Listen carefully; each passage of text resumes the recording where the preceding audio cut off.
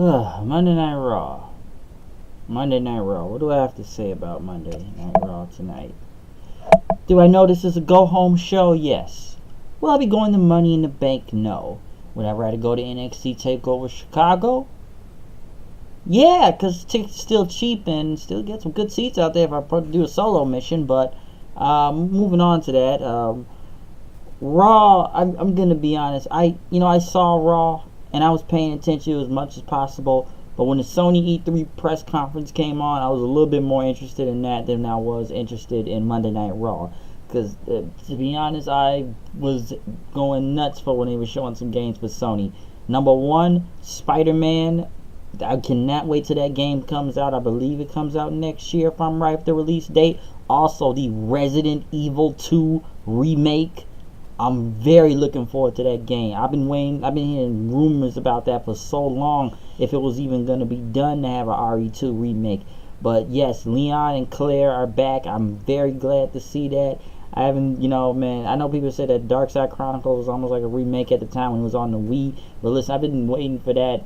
Come on, because that's my first ever Resident Evil game. Let me point that out here. I know I'm doing a Raw review, but Resident Evil 2 was my first ever Resident Evil game on Nintendo 64. And I've been a fan of Resident Evil ever since. And I'm really, really looking forward to that game when it comes out.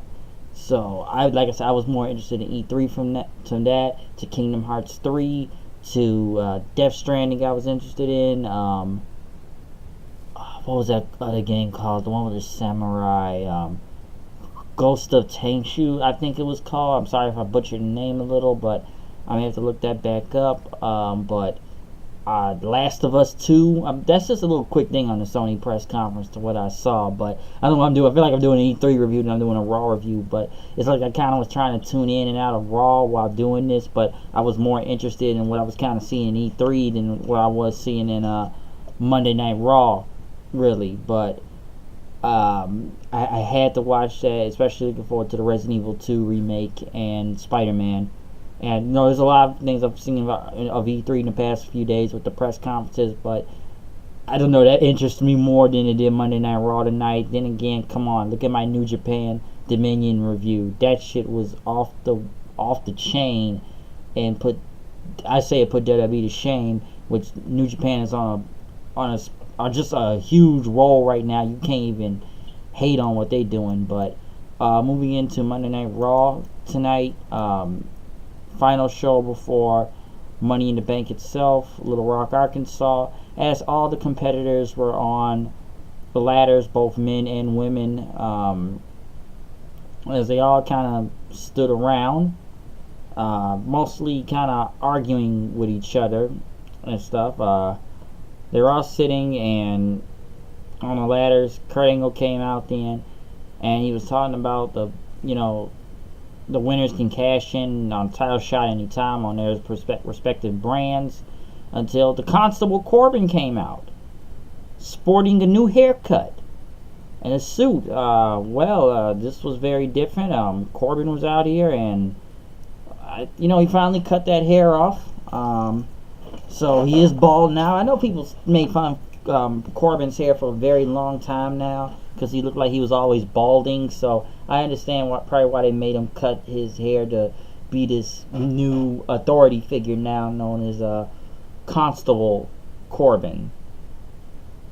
I'm still not on the biggest idea of him being this constable, because it didn't make sense. We need another authority figure just to keep Kurt Angle in check, because he kept saying we don't want any problems, or Stephanie we wouldn't be happy if their contracts didn't come back to Raw now. If they didn't get the Money in the Bank briefcase, if none of them didn't win, Stephanie would be very pissed, as Corbin kept telling Kurt Angle. So we don't want Stephanie upset, do we, Kurt?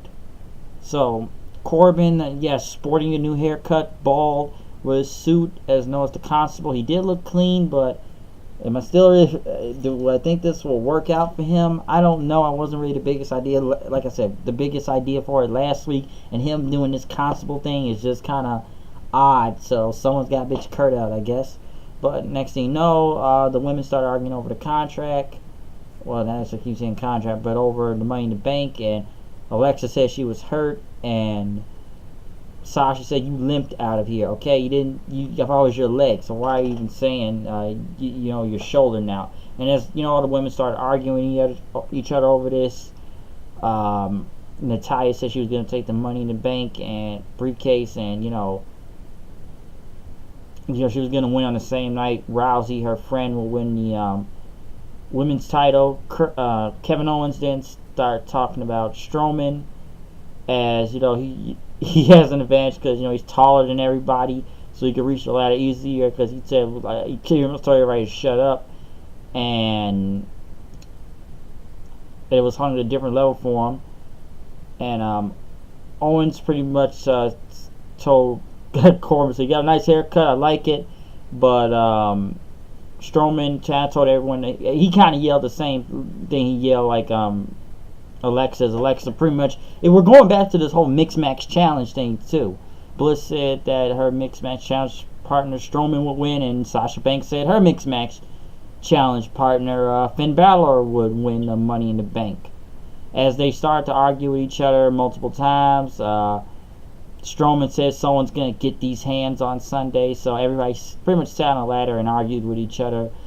This segment, it was kind of hard to hear everybody. I swear this build is just, I don't even care about the build of Money in the Bank anymore. I just wanted to get to Money in the Bank so we can see who wins it now at this point in time. The build has not been really good for this pay-per-view in general through multiple account of feuds, and there's many feuds you could say that have been very messed up to how they built them, but hopefully we just get to this pay-per-view at this point.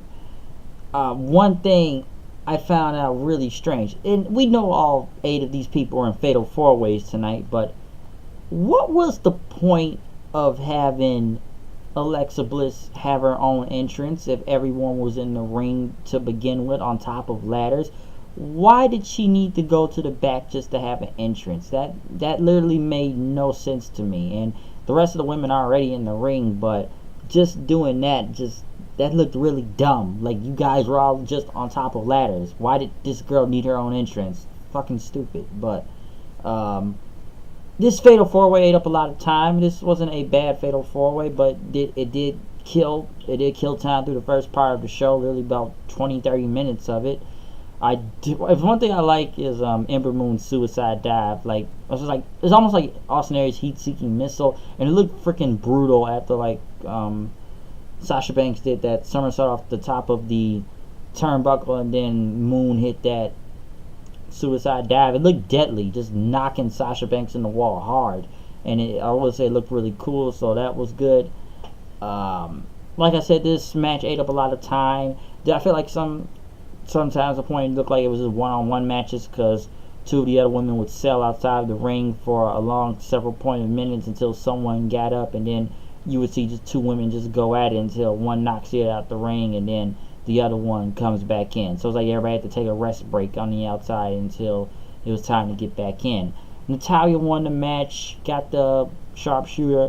One thing I will say, who did this really benefit though? Because we've seen a lot of these one-on-one matches throughout a multiple count of weeks, but did this Fatal 4-Way really accomplish anything, or I guess give some type of momentum to somebody, or any advantage to this Money in the Bank match? Not really, but it just ate up a lot of time doing this Fatal 4-Way match.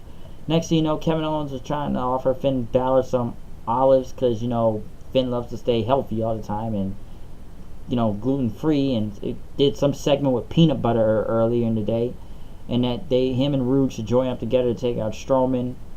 So they were going to do that. Dolph Ziggler and McIntyre went against Breezango. McIntyre and Ziggler won, and they talked about that loss was a fluke last weekend at Battle Royale. And Ziggler said, we're not just hype, saying like this is our time and stuff. And McIntyre said this division is a joke, and this is why he said we're taking over. So we're gonna pretty much run through the entire tag team division and become the champion. So they put everybody on a warning. But since there wasn't no dissension, I guess we're still doing this tag team anyway. So everybody's hoping that Galloway there just turns on Ziggler so he can have a singles run. But I don't think it's going to be done anytime soon. And I thought this would have been that, but looks like it's not. Once again, what is this, week 5, week 6? Still no Authors of Pain. They have yet to be found, and they still don't know what to do with these guys. And they only were brought up from NXT for about 2 weeks, beat up some jobbers, and they disappeared. So, whoop-de-frickin-do. Next, they had Roman Reigns in the back on the mic. Talking about Mahal wanted to face him tonight, but he says that Jinder is an idiot, and he's not good. And Jinder is the only reason why he's not in the Money in the Bank ladder match, and that he's the young crown champion. And he said he beat Brock Lesnar, but he said he was going to take out Jinder tonight. One thing they pointed out was Brock Lesnar holding the Universal title for 435 days, which is ridiculous. And I know it's not the same title, and I've heard this in the past that, listen, the WWE title CM Punk held and the Universal title Brock Lesnar holds right now is 2 different things. But at the same time, it's freaking ridiculous that he's 435 days as champion and barely had any type of title defenses, really. And I know somebody put a chart up for me saying that CM Punk defended this many times. At least he was here and he was the champion, and at least he was on the show. And we know WWE did what some people think that was it a way to take a shot at CM Punk again since he lost his UFC fight last Saturday. And Corey Graves, real quiet there. I'm sure he knew a lot about CM Punk, especially talking a lot of mess about him this weekend on Twitter after that fight. But we're not going to mention CM Punk was 434 days, but we will mention Brock Lesnar is 435 days. Is it ridiculous with this title record? Yes, it is. Is it ridiculous that some are really comparing it to CM Punk's? Yes, it is, because it was 2 different titles. So, yeah, he's just the longest Universal Champion, was the longest WWE Champion, so whatever. But was it a way to take a shot at CM Punk? 9 times out of 10, yes, because knowing this company, they're very vindictive. But hey, CM Punk did beat the WWE Lawyers, so that's 1 win for him over the WWE. It was about to be Roman Reigns versus Jinder Mahal, as Jinder Mahal came out and said, "You thought you were going to face me tonight? You're going to face the great," and some thought it'd be Khali, the great Sunil Singh. So, yeah, Roman beats Sunil Singh, Superman punch spear. Jinder hits the Colossus, puts some heat on him. This match will be booed out of the building this Sunday, and this is going to turn to a shitfest on Sunday. I don't think any of these 2 are going to get cheered unless somehow Jinder gets cheered over Roman, or either one gets cheered. But like I said, I expect a lot of CM Punk chants. I expect a lot of "fuck you Graves" chants now, or "fuck you Corey" chants, just because of what he said about CM Punk, and we know how Chicago is around here. So I'm sure people will shit on Corey Graves this Sunday, and like I said, all-in chants, many things, but this match will mostly stink up the building. The B team went against Slater and Rhino. The B team won. These battle scars or whatever, as Matt Hardy and Bray Wyatt showed up on the screen clapping, and it says "we are here," and that they will be deleted, and he called them absolute mules.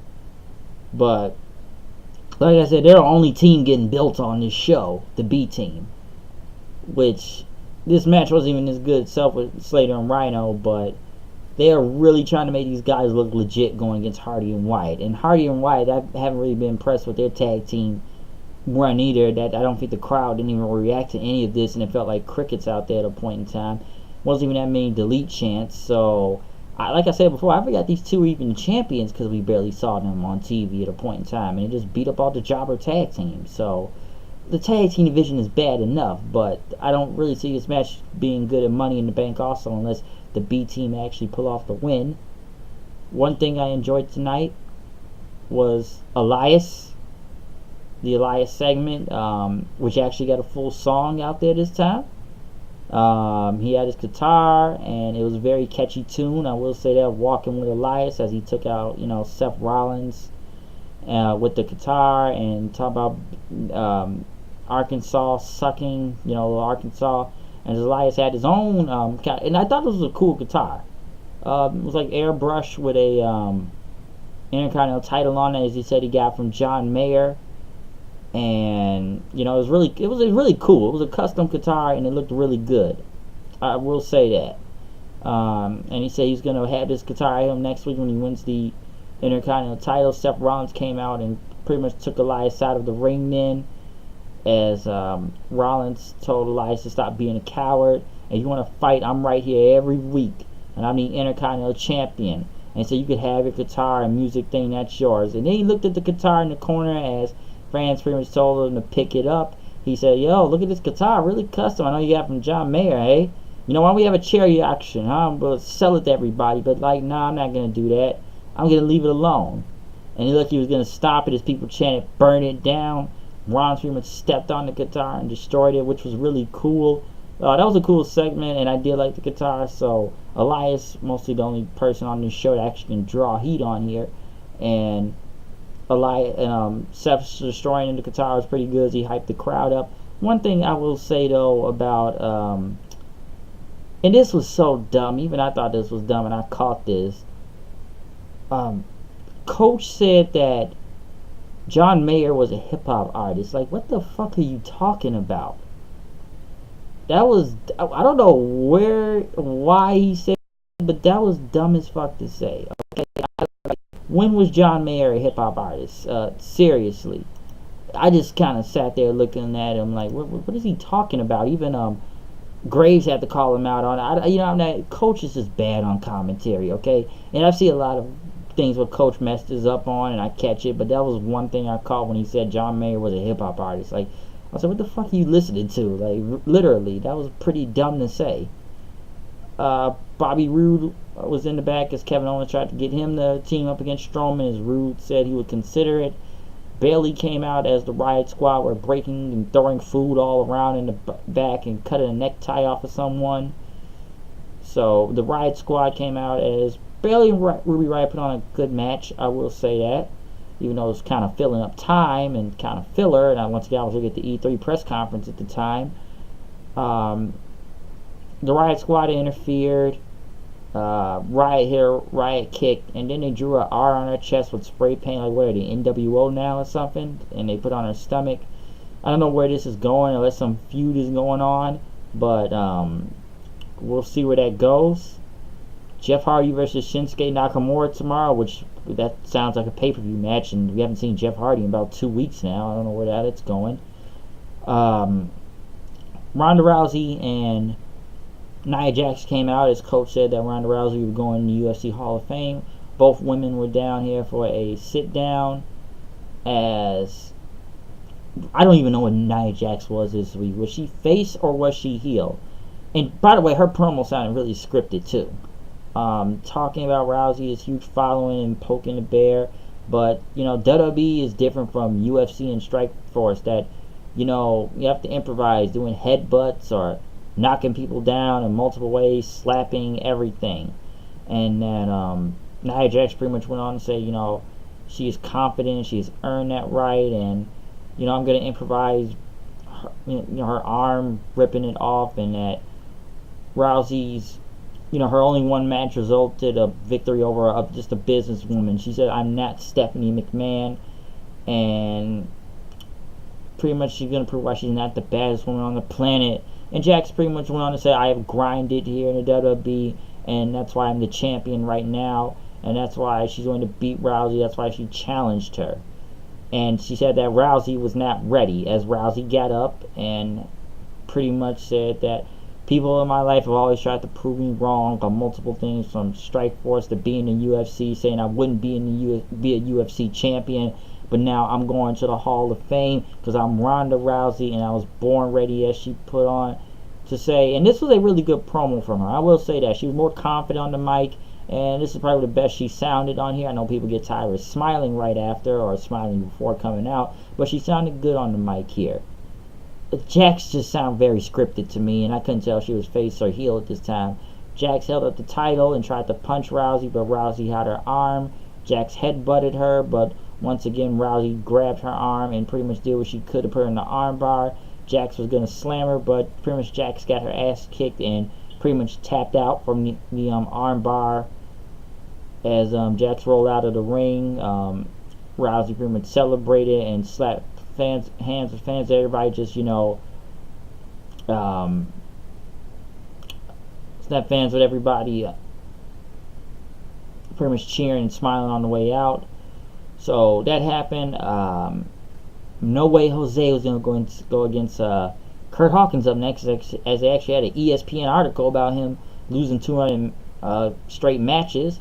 And one thing I will point out, and I will say the segment between Rousey and Jax was good and bad. I thought Rousey sounded good, but Jax just didn't. I just couldn't tell what she was this week, and I don't know. Her promo just sounded really scripted. One thing I will say, they showed this special for the Hardys, and I guess TNA let them use footage of the broken gimmick, but I think they got to make sure they had the GWN graphic on the side so that it's their footage and that they're letting them borrow it. So it just kind of interested me when I saw that. No way Jose went against Kurt Hawkins, as Kurt Hawkins never came out. He was dressed as one of the Rosebud rejects out there, and pretty much lost to Jose. He did his pop-up punch for the win. Finn Balor, Rude, and Kevin Owens were in the back, pretty much all agreeing they were going to team up together to take on Strowman. And Strowman says, you know what you guys should do? You all three, you should team up against me. And Strowman did his scream, and Owens backed away a little. Now it is time for Monday Night Raw, when they turn into Ninja Warrior or American Ninja Warrior, whichever one you want to call it, as they set up an obstacle course with Sami Zayn. And Renee Young was out there to interview him, as Sami Zayn pretty much talked about this whole obstacle course that they do in the Army. And I guess, Zayn questioning Lashley of stolen valor, it looked like. And had this whole Army course from lifting up the tire to climbing over the wall, climbing a rope, pretty much going under the, the barbed wire under the ground, the low crawl, everything. And talked about that he ran the course in 90 seconds, and he would have gotten and had an injured right hand, so he wasn't going to do it now. Lashley came out and they did a coin toss, which Lashley went first. I don't know why they had Sergeant Slaughter on the screen though. I don't know why they had that, but it's the Army, so yeah. I will say, first of all, Lashley, even though this looked ridiculous, this whole segment, Lashley did beast this whole fucking course. He looked like a beast out there doing it. And had it like in about 40 seconds, literally. About 40 something seconds, so he was quick. But then Sami Zayn attacked him, his fans chanted, "You suck." And he hit him with a haluva kick as they pulled Sami away. Listen, this whole goddamn feud is horrible. I want it to end. It's garbage. It's trash. Sami Zayn got a little heat, but this whole thing, this feud has died 1,000 deaths, and it will die 1,000,000 more deaths in Money in the Bank, which will get booed out of the building. I will feel that too, and most likely hijacked, because this looks garbage. This hasn't done good for any of these guys. It's killed Lashley. It's killed Sami Zayn. Creative just looks like they're making up anything out of everything every week just to get this over somehow, but it clearly isn't. And once again, this is why I was watching the E3 press conference, and this is why I'm sure people are thinking New Japan Dominion killed this shit on Saturday than this. And in the main event, another match to fill up more time, Fatal 4-Way, Strowman, Owens, Balor, and Rude, which wasn't a bad match, but once again, this was a way to kill the time to for the rest of the show. I feel like this went 20 minutes. Mostly everybody did try to team up on Strowman, but Strowman pretty much was taking everybody out. And as they got up the stage, Kevin Owens tried to escape, but Strowman caught him. Balor and Rude worked together on a ladder, pretty much hitting Strowman with several times. And as they hit him with the ladder, they got him on the announce table. Kevin Owens climbed the ladder and did a huge frog splash off top on the announce table, which went to another commercial. It's too many commercials on this show. And after he did that, it was mostly Rude and Balor going at it, as Kevin Owens did come back to the ring finally. Strowman was able to make it back to the ring and even tried to chase Owens again, which he got him back to the ringside, and then Strowman just ran over everybody doing that shoulder block. And Owens did a flip, I know that. But then after that, everybody mostly kind of gained back on Strowman again. I think it was super kick, but Balor pretty much hit the I think he had a drop kick. He did a shotgun drop kick on Strowman, hit the coup de grace, but it didn't work. Brood hit him with a glorious DDT, still didn't work. Owens pretty much broke up him with a frog splash, that didn't work. And as he grabbed a small ladder and hit Strowman with it a few times, Strowman pretty much got him, choke slammed him, and then put the ladder on the ground, hit Owens with a running power slam, and picked up the win. So Strowman, killed everybody up there, of course. Listen, even like once I said before, where these guys fighting for are the advantage and the Money in the Bank. This was still a good fatal 4-way though. Even though some of the guys took breaks throughout several times, this was still good, and especially the story of trying to take out Strowman and gang up on him, which I'm sure they will do with Money in the Bank this Sunday, and gang up on him since he is the biggest guy out there killing everybody on Raw every week. But Strowman once again got the win, so yeah, but the match is this Sunday, so we will see what happens for Money in the Bank in this pay-per-view, because the build to Money in the Bank has not been good, folks. It really hasn't. It's been garbage most of the time, to what we've seen with multiple matches from the Rousey, and I can go from both shows of the builds, really, from the Money in the Bank matches themselves, mostly Monday Night Raw sucking most of the life out of everything. The Rousey and Nia Jax segments have not really been that good. Tag teams I really couldn't care about. Strowman and Elias and Seth Rollins have been really good, though. I will say that. Lashley and Zayn have been horrendous, just god awful. I don't give a crap about Reigns and Jinder. We already know how bad that will be. SmackDown has mostly been Nutshot City between Nakamura and AJ, but it will still be a really great match unless someone's actually going to win this time.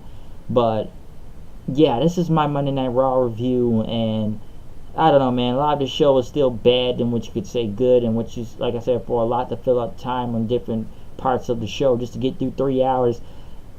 I've said it before. E3 was more interested in this, and if you want to see a better show, go watch Dominion, New Japan Pro Wrestling, and check out my review for Dominion also. And please comment and subscribe. But this is my Monday Night Raw review tonight.